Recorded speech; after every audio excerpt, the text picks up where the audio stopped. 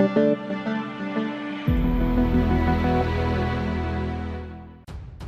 to hard reset Pixel 4a. Step 1. Firstly, hold down the power button and select the power off option. Step 2. Secondly, after the device completely turns off, press and keep volume down plus power key for a few seconds. Step 3. From the appearing menu, by the volume rocker select the recovery mode and press power to enter there. For further detailed guide, please check the link in the description, there you will find further steps on how to hard reset your smartphone. For further detailed guide, please check the link in the description, there you will find further steps on how to hard reset your smartphone. For further detailed guide, please check the link in the description, there you will find further steps on how to hard reset your smartphone.